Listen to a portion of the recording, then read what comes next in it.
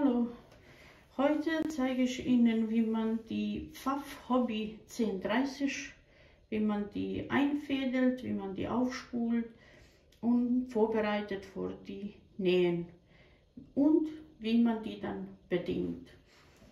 Also, wir starten mit Aufspulen. Hier haben wir ein Garn und wir wickeln um diese Metallring einmal so quer.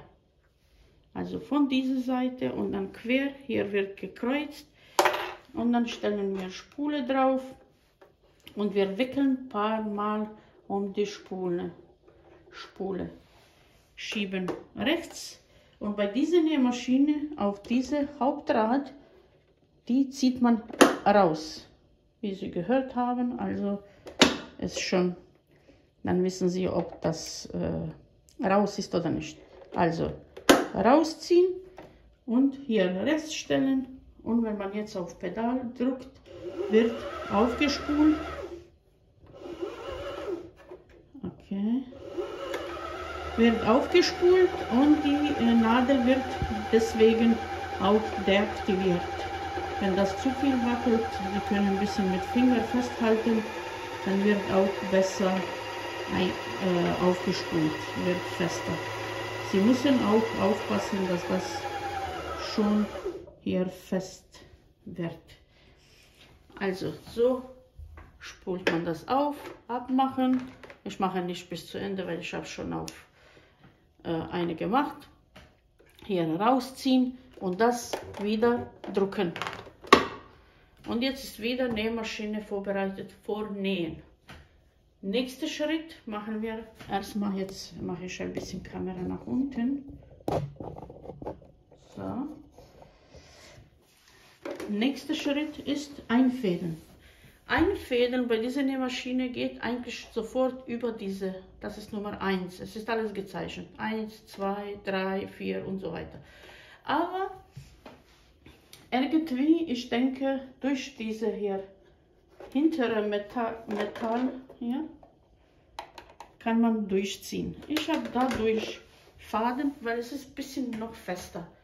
Und dann hier 1, nach unten 2, nach oben wieder 3 und dann man dreht Rad, dann kommt dieser Metallhalter, 4, 5, über die Nadel 6 und nochmal über die Nadel 7 und in die Nadel rein und das war's.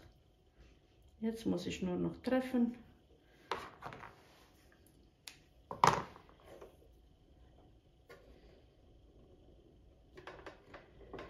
Okay, weil die Nadel ist ein bisschen dicker, dann sehe ich auch besser.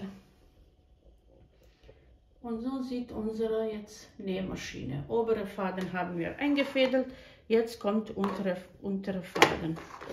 Das sieht so aus, man nimmt das weg. Und hier drinnen haben wir, ich muss hier ist noch ein bisschen Öl, weil ich habe sie gesäubert, ein bisschen geölt. Ja, unten haben wir so. Also die Spule dreht man, dass man die Faden auf rechte Seite hat. Dann hier reinschieben, hier kleiner Riss, durchziehen und dann, wenn hier Klick macht, dann ist richtig eingefädelt. Das darf nicht zu locker und auch nicht zu fest und hier haben Sie eine Schraube und da können Sie dann ein bisschen drehen, ein bisschen fester oder lockerer machen. Dann dieser Ring, also diese Metall, kommt hier rein. Okay, dann schieben wir Garn rein. So, zumachen. Dann nehmen wir mit linker Hand obere Garn und mit rechter Hand drehen wir das Hauptrad. Und wir ziehen jetzt von unten, wenn nicht auf erste Mal klappt, dann nochmal drehen. Und dann holen wir untere Garn nach oben. So, 20-30 cm nach hinten ziehen, unter dem hier Nähfuß nach hinten und unsere Nähmaschine ist startbereit. Ich habe schon ausprobiert, weil ich nehme immer Videos auf Bosnisch und auf Deutsch. Und das sieht so aus. Eigentlich die Nähmaschine, ehrlich gesagt, näht perfekt. Und jetzt erkläre ich, wie das läuft. Hier ist Fadenspannung.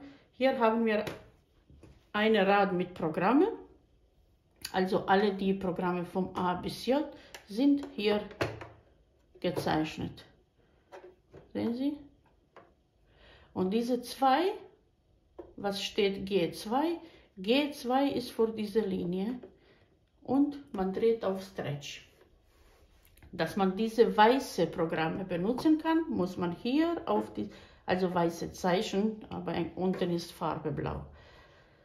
Dreht man auf Stretch und dann wird automatisch hier auf 2 Länge gemacht. Und diese Breite, was man normalerweise benutzt, ist, wenn man G, Beispiel, will, aber G oben, wo steht hier 3, dann dreht man Beispiel auf, also jetzt nicht nur auf 3, man kann auf 2 oder 1, aber man benutzt dann zwischen 0 und hier, also das ist dann die Länge für diese schwarze Programme. Okay, hier ist Rückwärtstaste und wie gezeigt und gesagt, hier zum Aufspulen. Wir starten ein. Wir können auch sofort vom 2 und Beispiel, wir machen hier 2 auf hier 3 und das ist G. G ist hier. Okay, und dann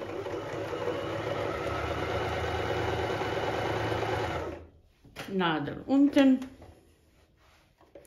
Und das sieht so aus.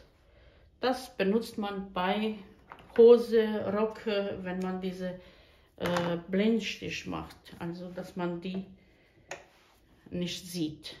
Beispiel, das kann man auch auf 2 machen, dann ist dichter. Das muss nicht auf 3 sein. Dann sieht es so aus. Sehen Sie, es ist nur ein bisschen dichter. Das ist das. Wenn man jetzt G, aber hier untere Programm nähen will, erstmal ich mache Nadel hoch und dann drehe ich auf Stretch. Dann haben wir G und das. Und hier ist 2, weil das ist dann programmiert für die Breite von, also 2 mm Breite. Dichte, nicht Breite.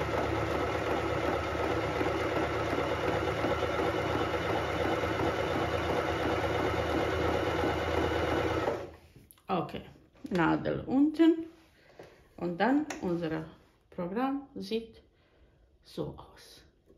Jetzt machen wir Beispiel B. B ist gerade. So, B. Weil jetzt auf Stretch ist, dann ist dreifache gerade Stich. Und die Nähmaschine geht vorne, rückwärts. Ist auch gut für Jersey, weil es ist sehr dehnbar. Okay, Nadel unten. Aber jetzt, wenn man ganz normale gerade Stich will, dann Nadel erstmal hoch und dann drehen wir Beispiel auf 3. Und dann ist ganz normaler gerade Stich. Nadel unten. Und jetzt Beispiel wollen wir ganz normale Zickzack. Das ist D. A, B, C, D. So. Weil das jetzt auf 3, dann wird hier D ganz normale Zickzack. Natürlich, Sie können jetzt die hier Beispiel auf 1 drehen, dann ist noch dichter. Oder auf 3 oder auf 4. Desto größere Zahl, desto dichter ist weniger. Okay, machen wir Nadel hoch. Jetzt machen wir Beispiel E. E. Und dann machen wir auf 2. Das ist Zickzack, aber dreifach Also dreimal in eine Richtung. Und meistens, er braucht auch sehr mehr Dichte, weil das ist für elastische Stoffe, auch für Unterwäsche, Gummi und so weiter. Und deswegen sieht er so besser aus, desto dichter ist. Jetzt machen wir Beispiel auch E, aber untere. Und dann machen wir erstmal Nadel hoch, E bleibt und wir drehen jetzt zu Stretch. Und dann wird dieses Programm wie Zaun.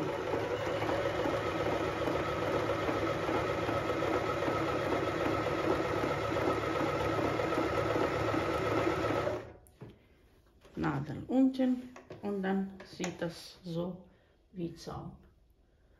Also bei mir ist Fadenspannung auf 4, normalerweise zwischen 3 und 5.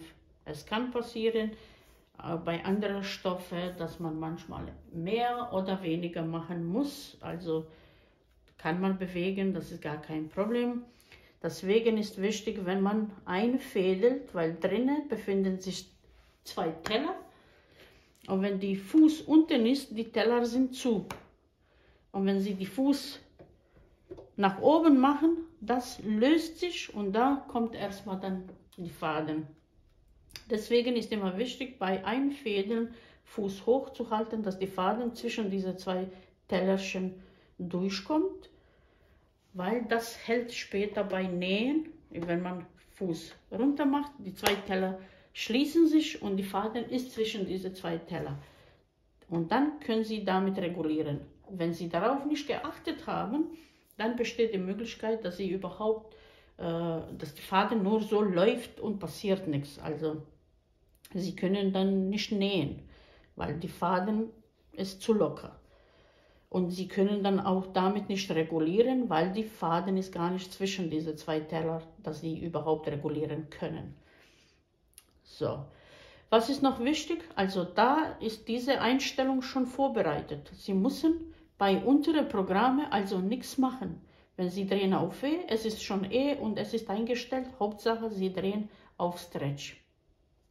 Wenn Sie die Programme machen, dann können Sie einstellen, welche Breite, welche Dichte und die Breite ist schon auch,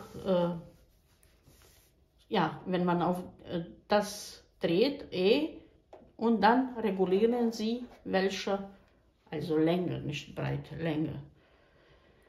Das und nur bei Zickzack kann man regulieren. Hier gibt es, sehen Sie, hier, dann kann man regulieren.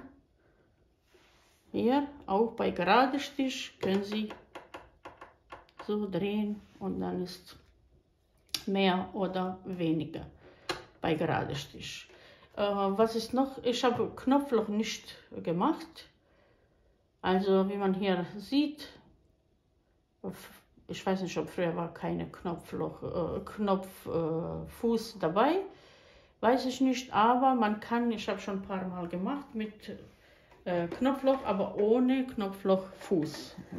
Zu viele Knopflochfuß manchmal.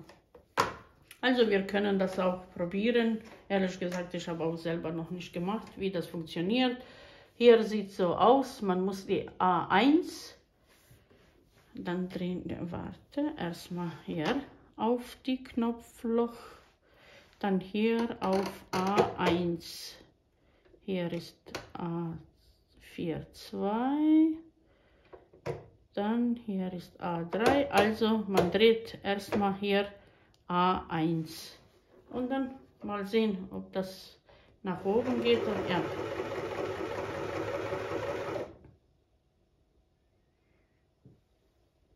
Das ist zu locker.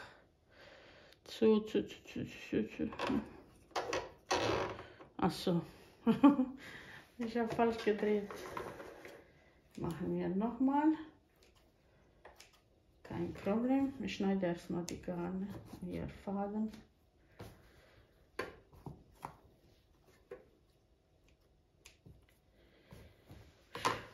So. Versuchen wir nochmal. So, jetzt haben wir hier und dann A1, also erstmal die linke Seite.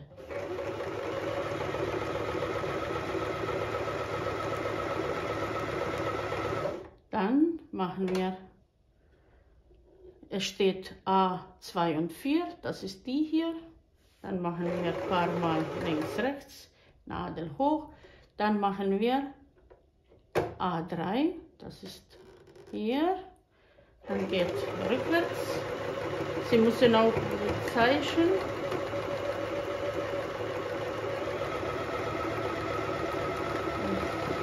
Das sieht nicht so gut aus.